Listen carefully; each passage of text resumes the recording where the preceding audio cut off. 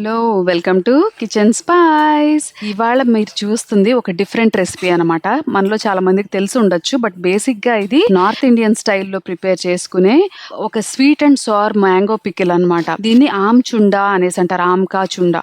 So ఇది Gujarati sweet and sour pickle అనమాట. గుజరాతీస్ కంపల్సరీగా సమోసాస్ లో, పూరీలో, చపాతీలో, పెరుగన్నం నంచుకోవడానికి మంచి దీని కింద యూస్ చేస్తారనమాట.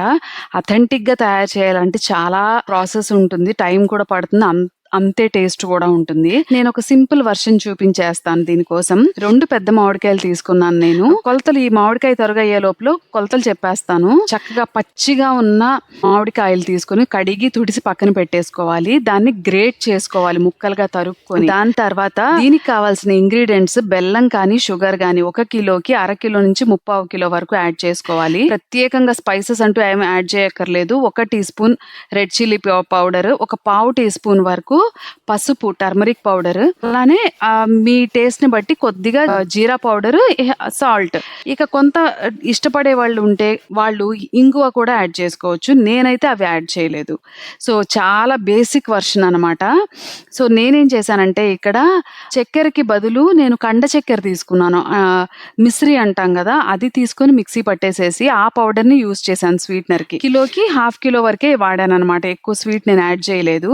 సో పెట్టుకున్న మామిడికాయలో జ్యూస్ తో పాటు అలానే వేరే గిన్నెలోకి తీసుకొని పసుపు, ఉప్పు, ఈ షుగర్ పేస్ట్ యాడ్ చేసేసాను. షుగర్ పౌడర్ యాడ్ చేసేసుకుని శుభ్రంగా కలిగి పెట్టుకుని అది పొయ్యి మీద పెట్టి 15 నుంచి 20 మినిట్స్ సిమ్ లో చేసుకునేటప్పుడు తీగ పాకం వస్తుందేమో చూసుకోవాలి. ఒక్క సింగిల్ తీగ పాకం, సింగిల్ థ్రెడ్ వస్తుంది కదా, 2 వేళ్ల మధ్యలో పెట్టుకొని ఇలా టెస్ట్ చేసినప్పుడు అలా ఒక దారం వస్తే కనుక అయిపోయినట్టే.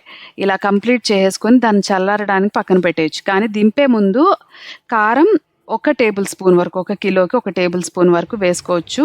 కారం తక్కువ తినేవాళ్ళు ఇంకొంచెం తగ్గించి కూడా వేసుకోవచ్చు. సో ఇలా తయారు చేసింది పుల్ల పుల్లగా, తీయగా, కారంగా గ్రేట్ చేసి ఉంటాం కదా, జామ్ టెక్స్చర్ లో సూపర్ గా ఉంటుంది. దీన్ని గాజారీలో స్టోర్ చేసుకొని ఫ్రీజర్ లో పెట్టేసుకుంటే 2-3 మంత్స్ వరకు అస్సలు పాడవదు. దీంట్లో మనం ఆయిల్స్ ఇలాంటివి యాడ్ చెయ్యము కాబట్టి కంప్లీట్ గా ఆయిల్ ఫ్రీ అనమాట.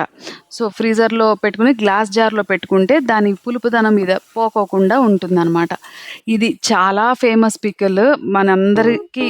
చూడండి, ఒక్కసారి ట్రై చేయండి. ట్రై చేసిన తర్వాత రెసిపీ ఎలా కుదిరింది మీకు